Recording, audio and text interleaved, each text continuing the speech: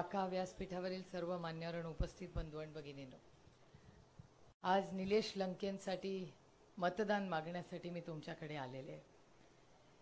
मत मागताना आपण कुणासाठी मत मागतोय हा एक मोठा प्रश्न असतो आणि मला अभिमान वाटतो की निलेश लंकेंसाठी मला मतदान मागायची संधी पक्षाने दिली आणि आघाडीने दिली. एक अतिशय सुसंस्कृत, कष्ट करणारा, तुमच्या आणि माझ्या सुखदुःखात आपल्याबरोबर असणारा, एक अतिशय प्रेमळ लोकप्रतिनिधी म्हणून आपण सगळ्यांनीच आमदार म्हणून निलेश लंकेंना विधान भवनमध्ये महाराष्ट्रात पाठवलं. पण आता दिल्लीला तुम्ही त्यांना पाठवायची गरज आहे, देशाला निलेश लंकेंची गरज आहे. म्हणून पक्षाने आणि आघाडीने निर्णय घेतला त्याबद्दल मी पक्षाचे आणि आघाडीचे मनपूर्वक आभार मानते. मी काँग्रेस पक्ष, शिवसेना, आम आदमी पार्टी आणि सगळ्या मित्रपक्षांचे मनपूर्वक आभार मानते की या सगळ्या इलेक्शनमध्ये जेवढी मेहनत आम्ही सगळे करतोय, कदाचित त्याच्यापेक्षा थोडीशी जास्त मेहनत ही काँग्रेस आणि शिवसेना ही करते, हे मी तरी गेले महिनाभर अनुभवते. बारामती लोकसभा मतदारसंघात ही राष्ट्रवादीची सीट नव्हती, पण ही इंडिया अलायन्सची सीट होती आणि वातावरण इतकं तिथे चांगलं होतं की सगळ्यांच्या गळ्यात मफलर कुठले कुठले, कोणी राष्ट्रवादीच्या वाल्यांनी शिवसेनेवाल्यांनी राष्ट्रवादीचा, कोणी काँग्रेसचा, कधी कळतच नव्हतं कुठला पक्ष कुठला. शेवटी मला माझ्या महिला अध्यक्षाला विचारायला लागलं, काही बाई तू आता सेनेत प्रवेश घेतला का काय? मग ती म्हणायची नाही ताई आपलंच आहे. म्हटलं होय खरंच आपले. पण इतका दृष्ट लागेल असका प्रचार महाविकास आघाडीच्या प्रत्येक कार्यकर्त्यांनी आणि पदाधिकाऱ्यांनी बारामतीत केला. तेच मी काल मावळमध्ये पाहिलं, आपलं मावळमध्ये परवा पाहिलं, काल शिरूरला पाहिलं आणि त्याचंच वातावरण आज नगरमध्ये दिसतंय. त्याच्यामुळे निलेश लंकेंचं दिल्लीची बॅग आणि तिकीट हे लगेच बुक करावं असं मला वाटतंय. अनेक आरोप प्रत्यारोप झाले, बरेच लोक इथे बोलतात, आमच्याबद्दलही सगळे बोलतात. मी काय फार त्याची काळजी करत बसत नाही. याचं कारण असं की आमचं मन साफ आहे. आम्ही कुठलीही गोष्ट कुणाचा अपमान करायला कधी केली नाही आणि कधी करणारही नाही आणि आम्ही इतिहासात पण रमत नाही. आरोप माझ्यावर पण रोज होता. 2004 मध्ये झालं, 18 मध्ये झालं, 20 मध्ये झालं. 2004 मध्ये झालेली गोष्टीला 20 वर्ष झाली. 20 वर्षापूर्वी एक घटना झाली, त्याचं उत्तर आज मिळालं तर कांद्याला भाव मिळणार आहे का? 20 वर्षापूर्वी घटना झाली, त्याच्यामुळे तुमच्या कापसाला भाव मिळणार आहे का? या देशातला भ्रष्टाचार कमी होणार आहे का महागाई कमी होणार आहे? तुम्ही बघा, आमचे सगळे विरोधक इथे येतात. कोण महागाईवर बोलतं, कोण बेरोजगारीवर बोलतं, कोण परिवारवादवर बोलतं. महागाई, बेरोजगारी, भ्रष्टाचार, परिवारवाद कोणीही कशावरही बोलत नाही. ते फक्त वैयक्तिक टीका करत राहतात, कारण का त्यांच्याकडे मुद्देच नाही आहेत यावेळेस. मी सगळ्यांची भाषणं फॉलो करते. मला गंमती वाटते काही, मला गंमत वाटते काही नेत्यांची. अनेक आज एका पत्रकारांनी मला प्रश्न विचारला, पत्रकारांनी मला प्रश्न विचारला की काही लोक काही गोष्टी सांगणार आहेत 10 तारखेला. मी वाट बघते, आज 10 तारीख आहे, कारण अशा खोल धमक्यांना यांना मी घाबरत नाही. आणि बारामतीतही तसं झालेलं आहे. बारामतीत दम दाटी, पैसे, बँका पण उघड्या होत्या रात्री. आमच्याकडे तर बँक उघडी होती आणि जेव्हा बँकेचे फोटो आले म्हणले खोटे आहेत. म्हटलं वेळ आणि तारीख लिहिलेली आहे त्याच्यावर. आणि बँकेमध्ये वाईट एका गोष्टीचं वाटतं की जेव्हा ॲक्शन घेतली गेली, त्या बँकेला ज्यांनी आदेश दिला की बँक रात्री उघडी ठेवा, त्याच्यावर ॲक्शन नाही झाली. तिथे करणाऱ्या कर्मचारी आज जेलमध्ये. हे बरोबर आहे का मला सांगा? त्या बँक मॅनेजरची काय चूक? जर त्यांनी नेत्याचं ऐकलं नसतं तर बदली करायची धमकी, आणि ऐकलं तर जेल. आता तुम्ही विचारा, हा न्याय आहे?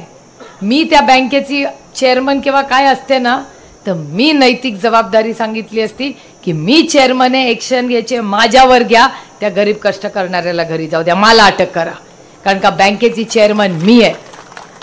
बाकी बँकवाले कुठे गायब झालेत सगळे, आमच्याकडे पुणे जिल्ह्यात माहिती पण नाही. पण तो बिचारा कष्ट करणारा, त्याची बायकोन पोरं घरात रडतायत, त्याला अटक झाली आहे. आणि ही पैशाचं काय करतायत हे मला तुम्हाला सांगायला नको. आमच्याकडे तर व्हिडिओ आहेत. तो रोहित दादा तर 5 व्हिडिओ ट्विट करत होता, तासाला ट्विट. मीच म्हणलं अरे काय चाललंय रे बाबा. तो म्हणला आत्या काय करू मी, एवढा वाटप चाललाय, ते कळायला नको देशात काय चाललंय. बघितले का नाही व्हिडिओ सगळ्यांनी? आमच्या मतदारसंघाला दृष्टच लागली आहे. आमच्याकडे रात्री बँक उघडी, अटक झाली, पैसे वाटले, गाड्या फोडल्या, त्यानंतर शिवीगाळ पण केली. ही आमची संस्कृती नाही, ही महाराष्ट्राची संस्कृती नाही. पण आमच्यातून तुम्ही सगळे शिका. या गोष्टी आज महाराष्ट्रात कुठेही होऊ शकतात. पुढचे 2-3 दिवस रात्र वैऱ्याची आहे. काय काय घेऊन येतील, मी काय म्हणत नाही हा, काय घेऊन येतील. मी एक म्हणते, पत्रकारांनो लक्षात ठेवा, नाही तर तेवढीच बातमी चालवाल. मी म्हणते की काय काय गोष्टी लोक घेऊन येतील. चांगल्या असतील ठेवा, म्हणजे चांगली साडी आता मला कोणी दिली तर मी ठेवतेच ना, मी कुठे नाही म्हणते. ब्लाऊज पीस चांगला आलं घेते मी, बिचारे प्रेमाने देतात. ठेवायचं, ऐकायचं, जनाचं करायचं. त्याच्यामुळे मला काय इथे चिंता नाही आहे. मला अध्यक्षही म्हणत होते, तात्या मला गाडीत म्हणत होते असं होऊ शकतं. म्हटलं आम्ही सगळं भोगले, भोगूनच इथे आले. त्याच्यामुळे जर आमच्याकडे झालं तर इथे काय वेगळं मॉडेल असणार आहे. त्याच्यामुळे जे बारामतीत झालं तेच इथे होणार आहे. फक्त तुम्ही रोहित दादासारखं करा, मोबाईल चालू ठेवा. आज बंदुकीपेक्षा जास्त ताकद एक मोबाईलमध्ये आहे. मोबाईल चालू ठेवायचा, कोण आला काय उद्योग करत बसला, सरळ व्हिडिओ काढायचा आणि तो पाठवून द्यायचा. काय करायचं ते आम्हाला माहिती, आता आम्ही एक्सपर्ट झाले त्याच्यात. माझ्या तर लोकसभा मतदार 143 केसेस झाल्यात. किती? 143. गुन्हे काहीतरी 5-7 झाले, बाकीच्याची वाट बघतोय. कारण का तुमच्यावर कसली केस झाली?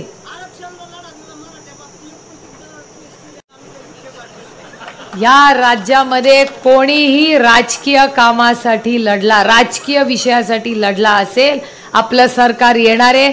प्रत्येकाची केस आम्ही मागे घेणार, हे रेकॉर्ड करून ठेवा. कुठलाही राजकीय, मग तुम्ही दुधाच्या भावासाठी लढला असाल, आरक्षणासाठी लढला असाल, तुम्ही तुमच्याकडे अजून काय सोयाबीन, ऊस, कांदा, कोणीही त्याच्या भावासाठी किंवा आरक्षणासाठी लढला असेल, ह्या महाराष्ट्रामध्ये आपलं सरकार आल्यावर आपला मुख्यमंत्री 2 निर्णय घेणार आहे. एक म्हणजे ह्या भाव आहे याचा प्रश्न पहिल्या कॅबिनेटमध्ये सोडवणार, आणि प्रत्येकाची केस यावेळेस, आता मला माहिती आहे ती सिस्टम कशी चालते. नावं पाठवायची, SP कडे पाठवायचा, तो क्लिअरन्स देतो. काय इतका वेळ लागत नाही. नाही तर सरळ असेंब्लीमध्ये जायचं, सांगायचं सगळ्यांचे एक शॉर्टमध्ये आम्ही सगळ्यांच्या केसेस मागे घेणार, हे माझा शब्द आहे तुम्हाला. या सरकारने केला, या सरकारने बरंच काय काय केलं. आणि नशीब त्या माईकचं, त्या माईकमध्ये 3 आले होते की नाही माईकवर. एक म्हणला थोडक्यात बोलू, दुसरा म्हणला जरा हळू, तिसरा म्हणला माईक चालू आहे. त्याच्यामुळे त्यांना बरं झालं तुम्ही आरक्षणाचा विषय काढला. आज इथे धनगर समाजाचे मी जाहीर आभार मानते की धनगर समाजांनी माझा आणि जयंतरावांचा एवढा मोठा सत्कार केला. अहो, आमच्या घराच्या बाहेर बारामतीला येऊन देवेंद्रजी म्हणले होते, पहिल्या कॅबिनेटमध्ये धनगर समाजाला आरक्षण देऊ म्हणले होते की नाही. बारामतीला येऊन म्हणले होते. 10 वर्ष झाली. पार्लमेंटचा रेकॉर्ड काढून बघा. मराठा, धनगर, लिंगायत, मुस्लिम आणि भटक्या विमुक्त समाजाच्यासाठी सगळ्यात जास्त कोण पार्लमेंटमध्ये बोलला असेल तर तो राष्ट्रवादी काँग्रेस पक्ष आहे. बाकी कोणीही तो विषय मांडलेला नाही. आणि तुम्हाला निर्णय घ्यायचा आहे, तुम्हाला बाकं वाजवणारा खासदार पाहिजे का तुम्हाला बोलणारा खासदार पाहिजे. कारण ह्या संपूर्ण भागामध्ये आपण सगळे बघताय की आरक्षण असेल, कांद्याचा भाव असेल. मला सांगा, बरेच नेते या भागात येऊन गेले आमचे विरोधातले, कांद्याबद्दल बोलला का? मला तर आनंद वाटतो. रामकृष्ण हरी बाबा, बरं झालं त्यांच्यावर मी नाही गेली. मला नेहमी भीती वाटते की त्यांच्यावर गेले असते तर लाल दिव्यातून आले असते आणि मग तुम्ही मला विचारलं असतं, काय हो सुप्रिया सुळे, कांद्याच्या भावाचं काय, आणि फेकूनच मारला असता मला एखादा कांदा. त्याची खरंच आहे. त्याच्यामुळे मी ताठ मानेने भाषण करू शकते, कारण का त्यांच्या या पापात मी भागीदारी नाही आहे. दूध कांद्याला भाव सगळ्यात जास्त वेळा कोण लढला? अमोल कोल्हे आणि सुप्रिया सुळे. आणि आमचं निलंबन कशाला झालं? ह्याच कांद्याचा भाव मागितला म्हणून. आणि मग इथली तुम्हाला माहिती आहे, महाराष्ट्रात 48 खासदार आहेत. 38 खासदार त्यांच्या विचाराचे, 10 आपल्या विचाराचे. 38 खासदारांना प्रश्न विचारा की तुम्ही मराठा, धनगर, लिंगायत, मुस्लिम आणि भटक्या विमुक्त समाजाच्या आरक्षणाबद्दल किती वेळा बोलला? हा माझा पहिला प्रश्न आहे. दुसरा प्रश्न की तुम्ही कांद्याला हमी भाव मिळावा याच्यासाठी किती वेळा बोलला? हिसाब दो. तिसरा प्रश्न की दुधासाठी आज पाथर्डीमध्ये ह्या संपूर्ण भागामध्ये 23 ते 25 रुपये लिटर भाव आहे. पुण्यामध्ये गेला तर 75 रुपये भाव आहे. 50 रुपये जातात कुठे? कोई तो मुझे जवाब दे. हा माझा तिसरा प्रश्न आहे. माझा चौथा प्रश्न, कपास सोयाबीन ला भाव देणार तुम्ही म्हणला होता, तुम्ही पार्लमेंटमध्ये बोलला का? तुम्ही आमच्या शेतीसाठी बोलला का? आमच्या आरक्षणासाठी बोलला का? आमच्या पाण्यासाठी बोलला का? हे प्रश्न तुम्ही फक्त विचारा जे आज सत्तेत आहेत त्यांना. बाक वाजवायची, टाळ्या वाजवायच्या, याच्या पुढे काय? आमच्या पदरात काय पडलं? संपूर्ण महाराष्ट्रामध्ये माझ्यावर विरोध करताना एक ग्रस्त म्हणतात की गल्ली, म्हणजे मी बारामतीचं उदाहरण देते, लांब दुसऱ्याच्या बद्दल कशाला बोलायचं, आमचंच बोलू. ग्रामपंचायतीपासून लोकसभेपर्यंत एका विचाराचा खासदार द्या, खासदार, आमदार, जिल्हा परिषद, सगळं मगच विकास होतो. मला त्यांना प्रश्न विचारायचा आहे की तुम्ही बारामतीबद्दल असं बोलता, सांगली आणि सोलापूर जयंतराव व्यासपीठावरच आहे. सांगली आणि सोलापूरमध्ये ग्रामपंचायतीपासून लोकसभेपर्यंत सगळे भारतीय जनता पक्षाचे आहेत. मला ह्या प्रश्नाचं उत्तर द्या. सोलापूरला 15 दिवसातून एकदा पाणी येतं, 15 दिवसातून एकदा. बारामतीत तशी परिस्थिती नाही. आणि सोलापूरच्या खासदाराबद्दल काय बोलायचे? 1 रुपयाचा कढीपत्ता, सोलापूरचा खासदार बेपत्ता. हे मी नाही म्हणत आहे, मी रामकृष्ण हरिवाली आहे, मी काय बोलत नाही बाबा कोणाबद्दल. पण सोलापूरचे लोक मला असं म्हणायचे, सोलापूरमध्ये खासदार जागेवर नाही, सोलापूरमध्ये पाणी नाही, आणि मग गल्ली टू दिल्ली एवढी सत्ता होती. मग काय झालं त्या सत्तेचं? एकाच विचाराचे आले ना निवडून सगळे.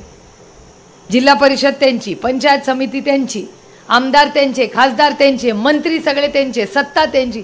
मग सोलापूरमध्ये काय क्रांती घडवली? मग माझा मतदारसंघ जास्ती चांगला. जल जीवन मिशन आणि वयोश्री योजनेत देशामध्ये बारामती लोकसभा मतदारसंघ 1 नंबरचा मतदारसंघ आहे आणि 10 वर्ष विरोधातली खासदार आहे. काय नुकसान झालं? अहो, काम करून घ्यायची पाहिजे. सत्तेत असताना लोकांची गोड वागला ना तर विरोधात असला लोक काम करतात. आणि रोज आम्हाला सांगितलं विकासासाठी गेलो. कुणाच्या विकासासाठी गेला? 18 वर्ष एवढी सत्ता तुमच्याकडे होती तेव्हा काय करत होता मग? आणि मग आमच्या रोज वैयक्तिक टीका, माझ्यावर वैयक्तिक टीका करून तुमचा पाण्याचा प्रश्न सुटणार आहे का? मग रोज करू दे त्याला माझ्यावर टीका. माझ्यावर टीका करून तुमच्या कांद्याला हमी भाव मिळणार असेल ना तर त्यांनी माझ्या नावाचा जप करावा, मला काही प्रॉब्लेम नाही. पण माझी एवढीच अपेक्षा आहे, जे खरं बोलतात आणि स्पष्ट बोलतात त्या सगळ्या नेत्यांना माझा एकच प्रश्न आहे की तुम्ही स्पष्ट बोलता, तुम्ही खरं बोलता, मग आम्हाला सांगा आमच्या कांद्याला भाव कधी देणार? 8 महिने मी लढते दिल्लीमध्ये, 8 महिने की कांद्याला भाव द्या, दुधाला भाव द्या, सोयाबीनला द्या. का नाही आमचे विरोधक एक पण शब्द त्याच्यावर बोलत? एक जण बोलत नाही. आणि भ्रष्टाचार आणि परिवारवाद तर विषयच संपलाय. मी तर परिवारवाद आहे, मी तर काय बोलत नाही. मला पत्रकार विचारतात परिवारवाद म्हटलं, ओ मी एकटी परिवारवाद नाही, मी परिवारवाद आहेत याचा मला सार्थ अभिमान आहे, पण अजित पवार सुनेत्रा पवार पण परिवारवाद आहे, रोहित पवार पण परिवारवादच आहे, उसमें कौन सी बड़ी बात आहे आम्ही परिवारवाद। मग आज जेव्हा बाहेरून पाहुणे येतात ते परिवारवादबद्दल आमच्या विरोधात बोलायचे आणि म्हणायचे सगळ्यात भ्रष्टाचारी पार्टी कुठली तर राष्ट्रवादी काँग्रेस पक्ष। मी भारतीय जनता पक्षाचे जाहीर आभार मानते की आज आम्हाला भ्रष्टाचारातून मुक्त त्यांनी केलेलं आहे। आज भ्रष्टाचाराबद्दल एक शब्द आमच्याबद्दल काढला जात नाही। काय म्हणतात, पक्षात अडचण झाली ती पुत्री प्रेमामुळे झाली। अरे मुलीचं प्रेम असणं काय गुन्हा आहे का? आणि भ्रष्टाचार करण्यापेक्षा मुलीवर प्रेम करणं नक्कीच निखळ आणि चांगलं। आणि सगळ्यांना खरं माहिती हो, आरोप करत राहतात। अहो पक्षाकडे मी एक लोकसभेचं तिकीट सोडून काय मागितलं पक्षाकडे? एक पीआयची बदली मतदारसंघात कधी केली नाही मी। विचारावं कोणी त्याला, ते खरं बोलतात ना, खरं बोलतात आणि स्पष्ट बोलतात। त्यांनी याचं उत्तर दिलं पाहिजे की 15 वर्ष मी खासदार होते, कधी कुठलं काम त्यांना सांगितलं की बाबा या पीआयची बदली करा? अहो या आपल्या अधिकारी जिल्हा परिषदला इथे तिथे द्या, कधी ढवळाढवळ केली नाही।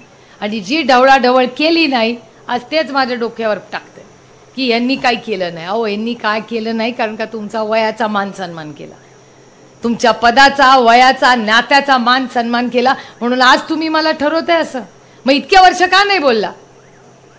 आणि संसदेत ज्यांच्याबद्दल तुम्ही बोलताय, माझ्या विरोधात एवढं भाष्य करताय, तीच भारतीय जनता पक्ष काय सुप्रिया सुळे बद्दल बोलते की सुप्रिया सुळे की सबसे बड़ी ताकत सुप्रिया की ईमानदारी आहे। हे मी म्हणत नाही, आहे भारतीय जनता पक्ष म्हणते। त्याच्यामुळे कसले लोक आपल्याला पाहिजेत निवडून जायला, हा निर्णय आपल्याला घ्यायचा आहे। या देशाचा विकास म्हणजे वैयक्तिक विकास नाही, म्हणजे स्वतःचा कारखाना, स्वतःची फॅक्टरी, स्वतःची बँक, हा विकास नाही। तो कारखाना जेव्हा तुमचा असेल, ती बँक जेव्हा तुमची असेल, ती मार्केट कमिटी तुमची असेल, त्याला विकास म्हणतात। जेव्हा प्रत्येक घरात गेल्यावर त्या घरातला मुलगा डॉक्टर होतो, मुलगी इंजिनियर होते, ते आज आदरणीय पवार साहेबांनी काढलेल्या MIDCत कामाला जातात, नोकऱ्या घेऊन 4 चाकी गाडी घेऊन येतात, त्याला विकास म्हणतात। असा विकास आपल्याला करायचा आहे आणि म्हणून आपल्याला चांगले लोक पाठवायचे दिल्लीला। आणि निलेश लंके ह्याच्यापेक्षा दुसरा चांगला कॅन्डिडेट कोण आहे मला कोणीतरी सांगावं।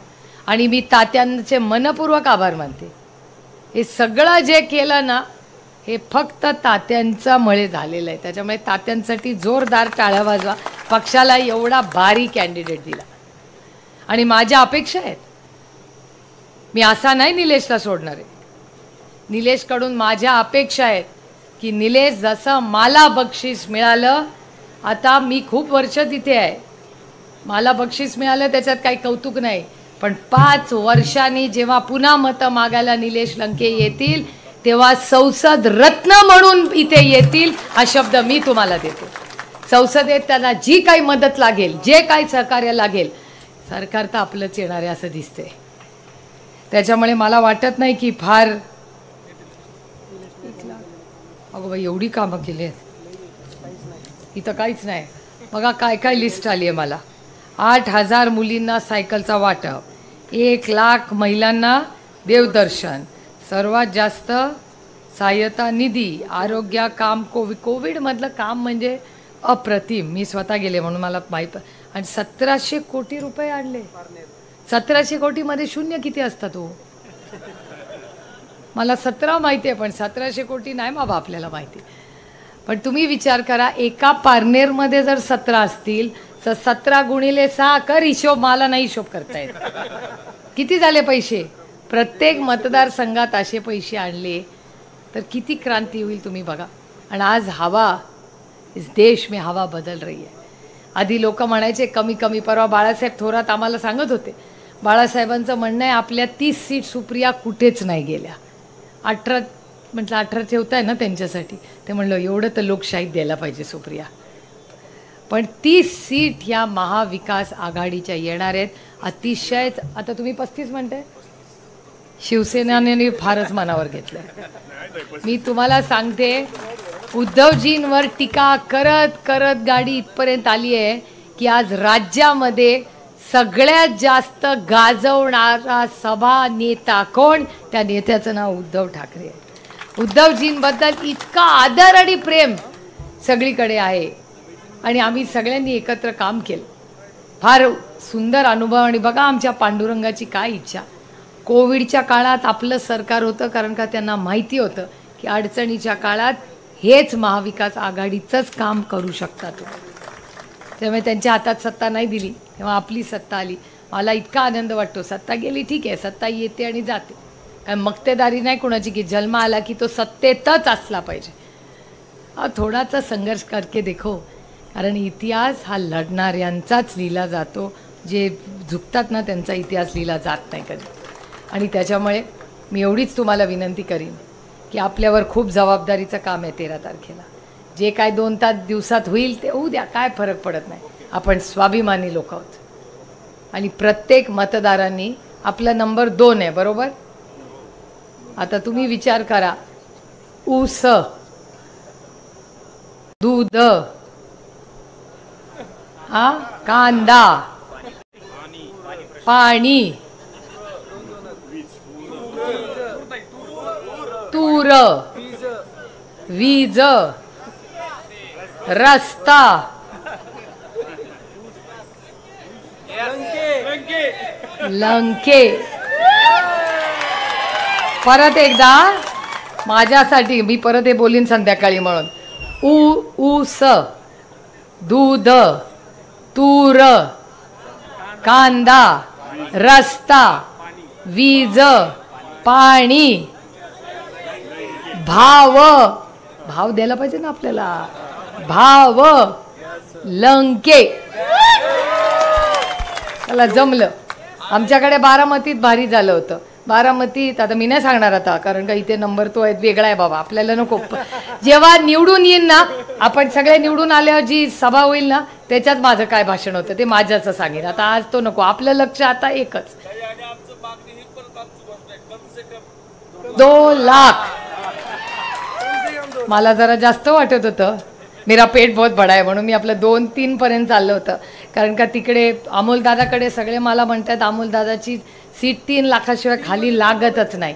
त्याच्यामुळे आपण असं करूया, आपण आपापसात कॉम्पिटिशन लावूया। 3, अरे 3 पण ह्याच्यातच आहे, वा। त्याच्यामुळे लंके, भाव, दूध, तूर, ऊस, पाणी, रस्ता, वीज, गॅस, कांदा। झालं, ठरलं मग आता प्रचार झाला आजच्या दिवसाचा आपला। विक्ट्री पण आहे। चला तुम्ही म्हणाल तसं, आता आपल्याला कामाचं सगळं ठरलं आहे आता। त्यामुळे आज आपण एवढा उन्हाळा असला तरी उपस्थित राहिल्या। अक्षय तृतीयाच्या आपल्या सगळ्यांना मी मनापासून शुभेच्छा देते आणि निलेश लंकेंना आपलं पवित्र मत हे 13 तारखेला 2 नंबरचं बटन दाबून आपला आशीर्वाद म्हणून आणि आपली सेवा करण्यासाठी आपण त्याला दिल्लीला पाठवावं, एवढीच विनंती करून आपली रजा घेते। जय हिंद, जय महाराष्ट्र, जय आघाडी, रामकृष्ण हरी। खरं तर माफ करत आहे।